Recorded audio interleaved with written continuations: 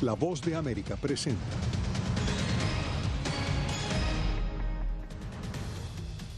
Crece preocupación en Estados Unidos por el aumento en la llegada de menores inmigrantes a la frontera. Nuevo revés para migración y aduanas. Decenas de inmigrantes en custodia podrían ser liberados en virtud de una orden judicial. Además, alerta de los CDC por variante británica del COVID-19 en Estados Unidos. Y la farmacéutica Moderna anuncia que está realizando estudios de su vacuna en niños.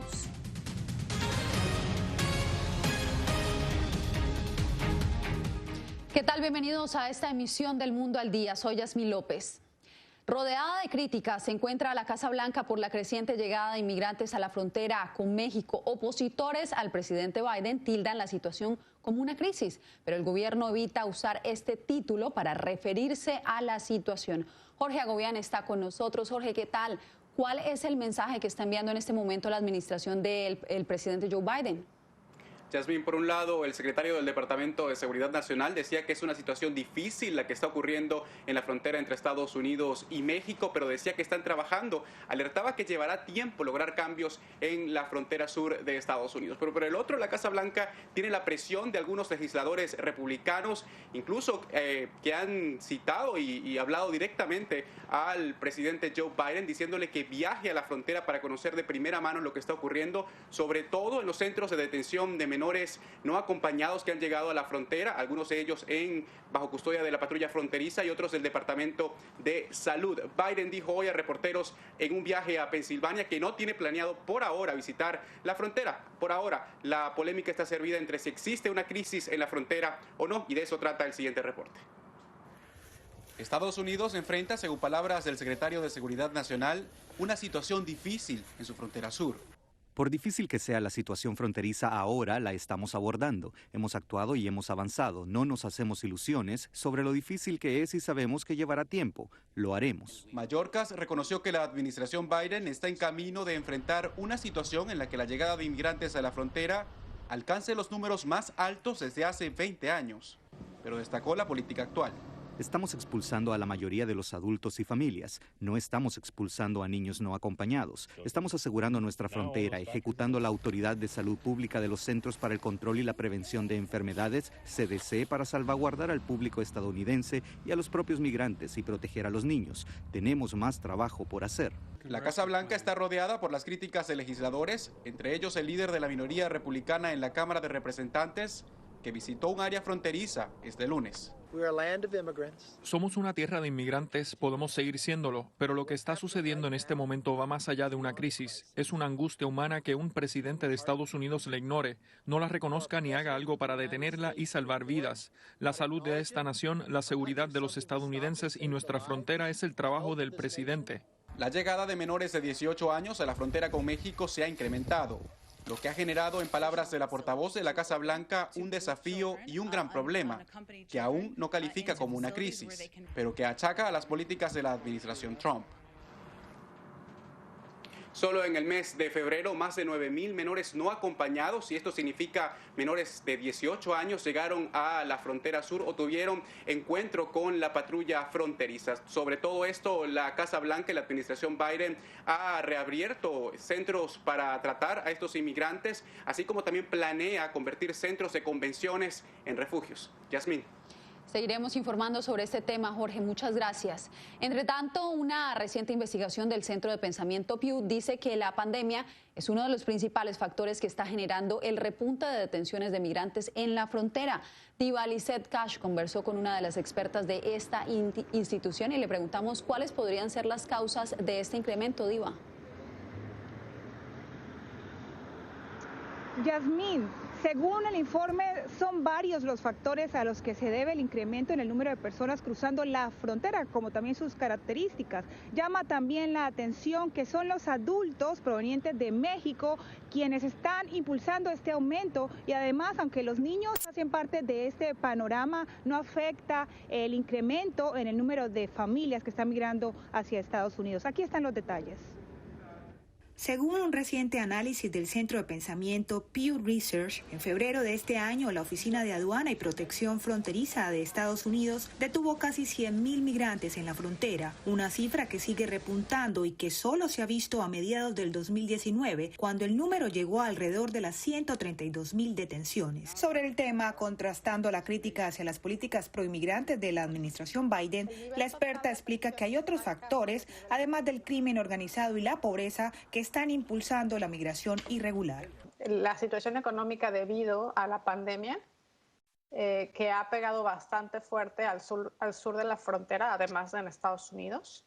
Y también en el caso de Centroamérica, hubo huracanes que tuvieron un efecto devastador en la región. Según el análisis, aunque la cifra es similar a la de hace 2 años, el perfil de las personas que están migrando es diferente debido a la pandemia. Los mexicanos adultos representan una mayor proporción. 4 de cada 10 detenidos en la frontera sureste en febrero son de origen mexicano, una cifra que equivale al 42%. En parte esto se debe a que han estado cerradas las fronteras, no nada más en la frontera México-Estados Unidos, sino también las fronteras hacia el sur.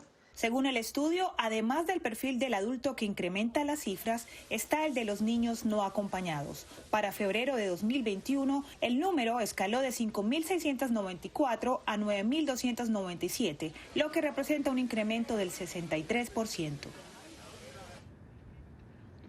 Precisamente es el ingreso de los niños menores no acompañados por la frontera sur de Estados Unidos. Lo que dice el estudio representa el gran desafío para la patrulla fronteriza, porque no pueden detener a estos niños en centros de detención por más de 3 días antes de enviarlos a centros de refugio, por lo que este mes la administración de Joe Biden ha decidido retomar un programa del presidente Obama donde estos niños pueden solicitar asilo o ingreso a Estados Unidos desde sus países de origen. Esta es toda la información, sigo con más noticias en estudio. Te agradecemos, Divalicet. Y siguiendo con este mismo tema, docenas de inmigrantes indocumentados en custodia de las autoridades de inmigración en Estados Unidos pudieran llegar a ser liberados, y todo por la decisión de un juez. Vamos con Arnaldo Rojas, quien se encuentra en Houston. Arnaldo, buenas tardes. ¿Qué dice esta decisión judicial? Hola, buenas tardes. Bueno, en términos administrativos, esto supone que el juez ha permitido la contratación de un monitor independiente que supervise las acciones de ICE al momento en que tengan que tratar con detenidos vulnerables. En la práctica, según algunos, eso supondría la liberación de muchos de ellos. Un juez federal en California ordenó el nombramiento de un monitor independiente que garantice el establecimiento de revisiones sistemáticas de salud en los centros de detención de ICE y la liberación de personas con mayor riesgo de infección por COVID-19 y enfermedades graves.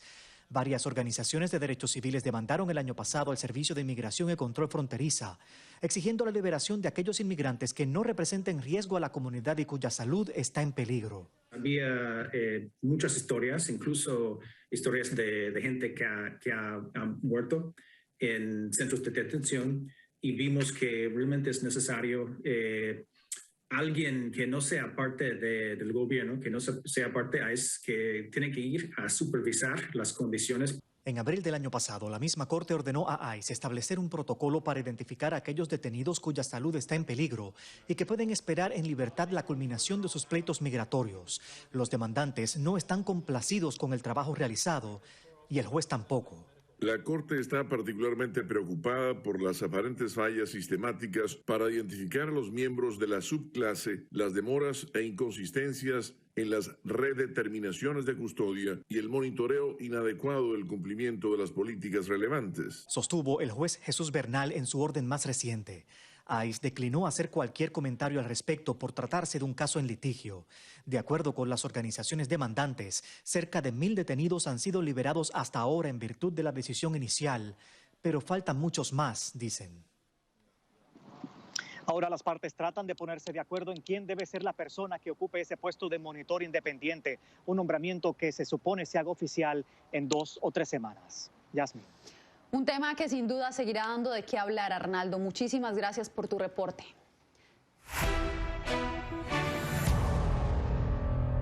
Los Centros para el Control y Prevención de Enfermedades advirtieron este martes que la variante británica del COVID-19 sería la más dominante en los nuevos casos en Estados Unidos.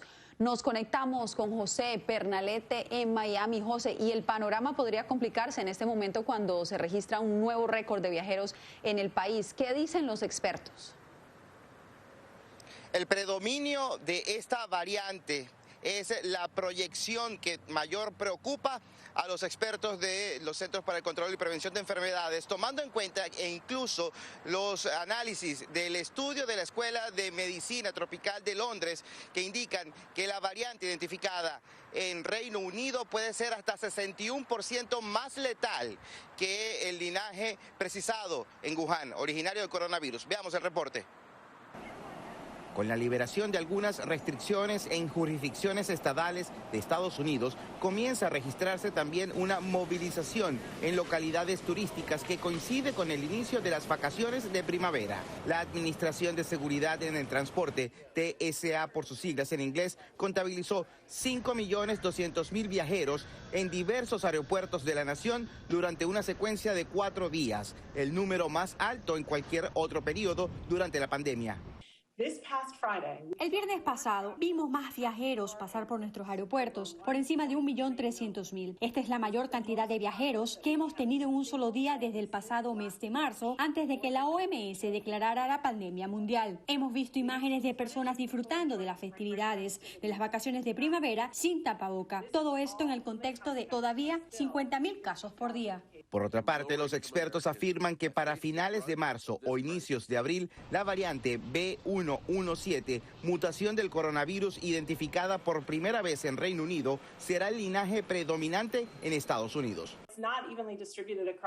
No se distribuye de manera uniforme en Estados Unidos. Tenemos el B117 reportado en 50 jurisdicciones y eso solo se basa en lo que estamos evaluando y secuenciando en algunos estados. Florida y California es hasta un 25%. En otros estados es más bajo. Nuestros modelos actuales proyectan que para finales de marzo, principios de abril, B117 será el variante dominante. La complicación de este linaje de mutación de COVID-19 es sin duda también el mayor grado de contagio, hasta un 40%, de acuerdo a los expertos que han analizado la precisión de esta variación de COVID-19. Yasmín. Gracias, José. Y mientras tanto, este martes, la empresa de biotecnología Moderna anunció que ya está realizando ensayos clínicos de su vacuna contra el coronavirus en niños de entre 6 meses y 12 años. El anuncio llega cuando muchos padres de familia hispanos en Estados Unidos dudan entre si deben vacunar o no a sus hijos. Adriana Arévalo nos da los detalles. A medida que las escuelas comienzan a abrir sus puertas, se hace más necesario el acceso de menores de edad a vacunas contra el coronavirus. Y la de Pfizer es, por ahora, la única aprobada para menores de 16 años de edad en adelante. Aunque no todos están convencidos de su seguridad, los expertos afirman que no hay nada que temer. Se ha probado que la vacuna Pfizer es segura para los adolescentes y se sabe que algunos de sus beneficios son fantásticos.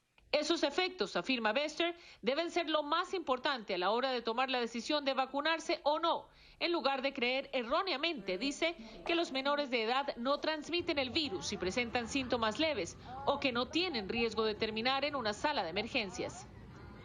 Si eres adolescente, vacunarte es una muy buena idea. Evitaría que mueras, que tengas que ir al hospital y que propagues la enfermedad. En este momento en Estados Unidos, los adolescentes que reciben la vacuna son solo quienes presentan condiciones médicas que los ponen dentro de la población de alto riesgo, pero se espera que tan pronto como al inicio del verano, en varios estados de este país y de otros, se abra esa puerta para todos los jóvenes de 16 años en adelante. Adriana Arévalo, Voz de América, Las Vegas. Cortes en el cuerpo, mensajes a través de redes sociales que dan muestra de desvalorización sobre sí mismos. Al volver, ¿por qué peligra la vida de los jóvenes en Venezuela? Les contamos en minutos.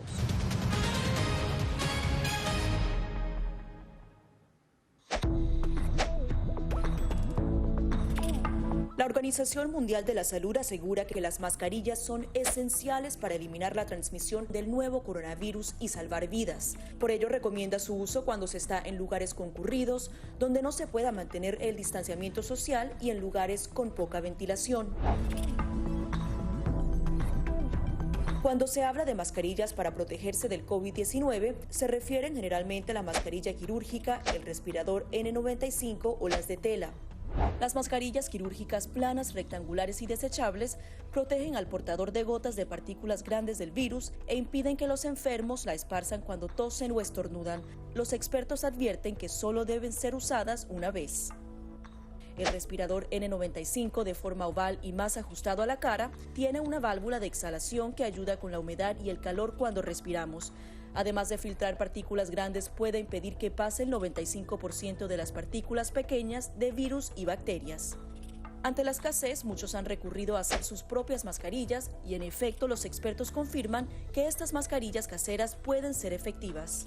Las mascarillas nos pueden servir como una barrera aislante para las secreciones, pero tener mucho cuidado porque hemos visto gente que usa la mascarilla, pero al acomodarse la mascarilla se está tocando la cara.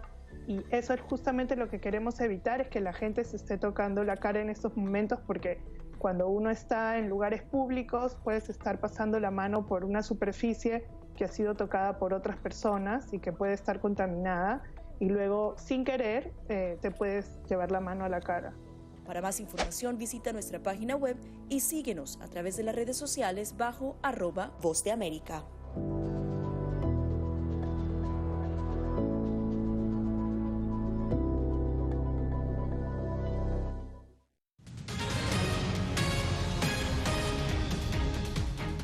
En Venezuela hay preocupación por el incremento de casos de suicidio entre jóvenes. Organizaciones no gubernamentales aseguran que es un tema del que no se habla a pesar de que va en aumento desde el año 2017.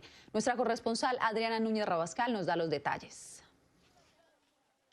La salud mental de niños y adolescentes en Venezuela se vio alterada en el último año por el cierre de escuelas y el confinamiento producto de la pandemia y por la crisis económica, advierte la organización Centros Comunitarios de Aprendizaje SECODAP, dedicada a la atención de la infancia. Bueno, estamos viendo una mayor preocupación, un sentimiento de desesperanza, pocas perspectivas de mejora en el corto mediano plazo. En 2020, un 39% de los jóvenes que acudió a consulta psicológica en la ONG SECODAP presentaba alteraciones en el estado de ánimo como ansiedad y depresión. Según su informe, de los 339 casos de menores de edad con alteraciones, 72 mostraba ideaciones suicidas. Cortes en el cuerpo, mensajes a través de redes sociales que dan muestra de desvalorización sobre sí mismos y por supuesto un incremento en los pensamientos respecto a la muerte y el suicidio, y esto es algo que no veíamos de la misma manera hace un año y medio atrás. La Federación de Psicólogos de Venezuela, Psicólogos Sin Fronteras y SECODAP ofrecen líneas de atención telefónica gratuita para quienes necesiten asistencia. Mientras tanto, en diferentes países de Latinoamérica también existen redes y ONG que brindan atención a quienes se encuentran en estas circunstancias. Adriana Núñez Rabascal, Voz de América, Caracas. En minutos, hispanos reclaman su representación. Hay muchas barreras importantes que obstaculizaron la participación de los latinos en el proceso democrático de Estados Unidos.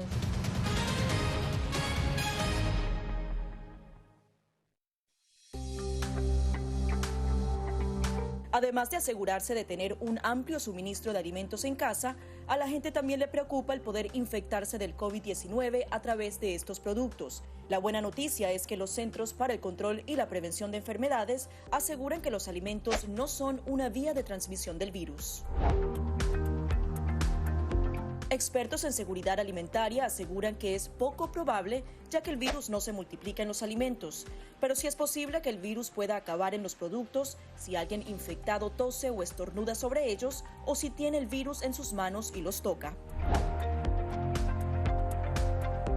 Según la Organización Mundial de la Salud, el virus es probablemente susceptible a las temperaturas normales de cocción. Por eso no es necesario cocinar los alimentos de forma diferente a lo que normalmente se hace. Lo sugerido es 145 Fahrenheit para cerdo, carne asada, filetes, chuletas y pescado, 160 para el huevo y la carne de res y 165 para aves, carne molida, guisos y sobras. Algunas personas piensan que sí, ya que los primeros casos fueron vinculados a un mercado de animales vivos en China. Sin embargo, no hay evidencia de que esto sea cierto.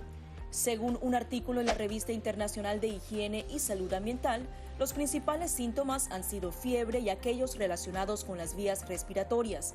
Por lo tanto, el modo de transmisión debe ser respiratorio. En general, los restaurantes tienen normas de seguridad alimentaria que deben seguir, sobre todo para evitar la transmisión de 5 bacterias y virus transmitidos por los alimentos. Esas normas evitarían que el nuevo coronavirus se introdujera en su comida. Para más información, visita nuestra página web y síguenos a través de las redes sociales bajo @Voz de América.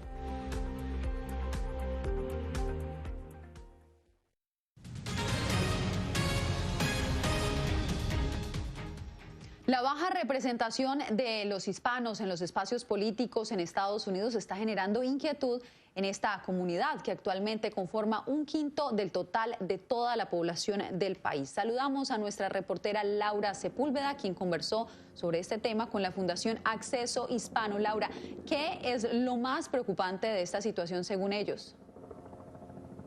Bueno, pues Yasmín, al parecer nuestra comunidad no tiene los datos suficientes y la información a la mano para saber que puede participar políticamente a partir de no solamente el voto, sino también de gestionar algunos puntos frente a posiciones políticas que pudieran representar a la comunidad hispana en Estados Unidos. Una situación que ellos exponen en más detalle a lo largo de esta nota que preparamos para ustedes. Solo el 1% de los funcionarios electos en Estados Unidos son hispanos. Esto pese a que la población representa un 18% del total de los habitantes del país. La subrepresentación de comunidades ha sido una situación no solo enfocada a esta población, por ello un reconocimiento especial ha sido dado ante la llegada de la primera mujer afroestadounidense como vicepresidenta del país y la primera nativo estadounidense como jefe de cartera del Departamento del Interior. Creo que lo que sucede para nuestra comunidad es que ese sentido de sí se puede solo se enfatiza. Hemos empezado a ver más personas que se parecen a nosotros y que pueden representar a diferentes comunidades. Según destaca Jessica Godinas de Hispanic Access Foundation, cada 30 segundos en Estados Unidos, un hispano cumple 18 años, lo que los hace elegibles para votar y los podría impulsar a participar en espacios políticos, pero a veces el mayor reto de la participación es el conocimiento de la viabilidad de integrarse en estos espacios. Hay muchas barreras importantes que obstaculizaron la participación de los latinos en el proceso democrático de Estados Unidos, y esas barreras van desde la educación básica y la comprensión de los procesos de defensa, y mucha de nuestra comunidad ni siquiera se da cuenta de la gran posibilidad que puede haber, ser un funcionario electo local en su propia comunidad o ascender a puestos más importantes. Destaca además la fundación que los latinos son un segmento de la comunidad que tiene mucho potencial político, pero es uno de los menos explotados, al igual que esta participación cívica que pueden tener en la comunidad. Muchas gracias por la información, Laura. Bien, en otras noticias, 3 ciudades latinoamericanas se ubican entre las más congestionadas del mundo, de acuerdo con el indicador del tráfico mundial 2020 que analizó el tema de la movilidad en la pandemia. Desde Quito, Néstor Aguilera nos da los detalles. Bogotá, Colombia, fue la ciudad más congestionada del mundo en 2020.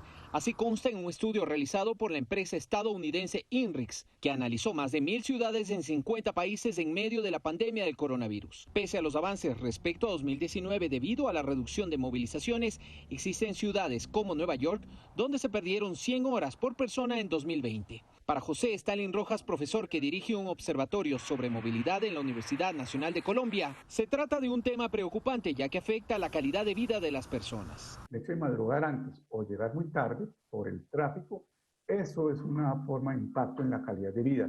Otra ciudad colombiana, Cali, ocupó el 10º lugar en la lista, mientras que Quito se ubicó en el 8º puesto. De acuerdo con el estudio, en la capital ecuatoriana se perdieron 87 horas por persona en 2020, producto de la congestión. Sin duda, los problemas de congestión en Quito son graves, pese a que la ciudad tiene un confinamiento o una restricción a la circulación vehicular ya desde hace casi un año. Ambos explicaron cuáles, desde sus puntos de vista, deberían ser algunas soluciones a mediano y largo plazo en las que deberían trabajar los gobiernos locales. La intermodalidad, que la gente salga de su hogar en bicicleta, tome un metro y vaya a su lugar de destino. La reestructuración territorial de tal manera de que la gente tenga los destinos más cerca que lo que tiene actualmente. Detrás de Bogotá se ubicaron Bucarest, Nueva York, Moscú y Filadelfia. Néstor Aguilera, Voz de América, Quito. Al regreso. Porque ellos han marcado la pauta y han, digamos, escrito la historia ocultando lo que muchas mujeres muy lúcidas, muy brillantes hacían. Vidas apasionantes de mujeres iberoamericanas.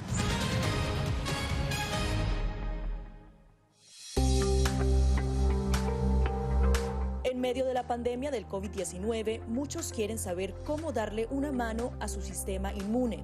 El que va realmente a combatir el coronavirus es nuestro sistema inmune, que es nuestro sistema de defensas que va a luchar contra el virus cuando aparezca. Aquí te damos 5 consejos sencillos para mantener tu sistema inmunológico funcionando de manera óptima.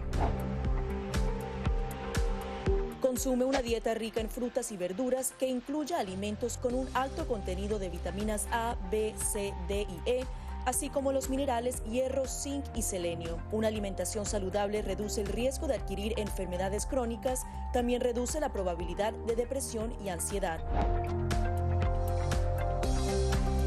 No solo mejora tu perfil cardiovascular, sino que también reduce la presión arterial y ayuda a controlar el peso. La OMS recomienda unos 30 minutos al día, incluso repartidos entre 3 sesiones. Muchos entrenadores ofrecen ahora cursos en línea, a veces incluso gratis. Mientras dormimos, se reparan las células, se eliminan las toxinas, se procesa la información y se fortalece nuestra memoria. Para la mayoría de las personas, de 6 a 9 horas de sueño son suficientes. Lávate las manos con frecuencia, por lo menos durante 20 segundos. Asegúrate de hacer el proceso bien, frotando todas las partes de ambas manos y muñecas. Las antibacteriales funcionan mejor si contienen un alto porcentaje de alcohol. Las funciones metabólicas dependen del agua. Consume alimentos ricos en agua como frutas, verduras y sopas. El té y el café son diuréticos, así que no cuentan en la dosis.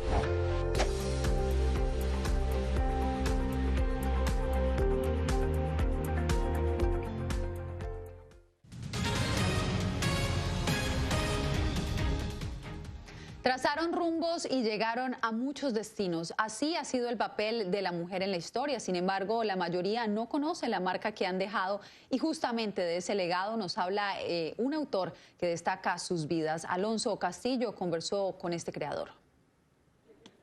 El mosaico de mujeres elegidas es invalorable, visionarias que a pesar del miedo, el escarnio o la exclusión que vivieron en distintas épocas, marcaron la historia. Nos dijo Mariano Jabonero, secretario de la Organización de Estados Iberoamericanos para la Educación, la Ciencia y la Cultura. Los vencedores en la historia de la humanidad durante muchos siglos han sido los hombres, porque ellos han marcado la pauta y han, digamos, escrito la historia ocultando lo que muchas mujeres muy lúcidas, muy brillantes hacían en contra del contexto, en contra de la política dominante, en contra de los valores de su sociedad. Vidas apasionantes de mujeres iberoamericanas es el libro que tiene la semilla de la que podrían germinar las ideas de otras creadoras, como Carmen de Burgos, Gabriela Mistral o Frida Kahlo. Transmitir su mensaje de vida, lo que fue su proyecto vital, que es lo que hicieron, lo que pensaron, lo que quisieron, lo que amaron, también lo que rechazaron. Revelar la obra de mujeres que fueron más allá de lo que les dijeron podían ser, forma parte del futuro que se gesta con la igualdad en la educación, afirmó el investigador. La marginación, el confinamiento de millones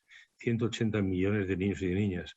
Y de ellos, más de la mitad no tienen después acceso a ningún sistema de conectividad ni a ningún sistema, digamos, digital. El filósofo también subrayó que acudir al colegio es fundamental en el desarrollo integral del ser humano. Alonso Castillo, Voz de América, Miami. A una semana del Día Mundial del Agua, una gigantesca pieza de arte terrestre busca crear conciencia sobre este invaluable recurso. La imagen de 60 metros creada a la orilla de una playa del norte de Inglaterra refleja el rostro de una niña etíope cargando agua rodeada de líneas que aluden a la erosión generada por la escasez de agua que padecen miles de comunidades en el mundo. Un llamado a que todos pongamos atención sobre los estragos del cambio climático. Así llegamos al final de esta emisión.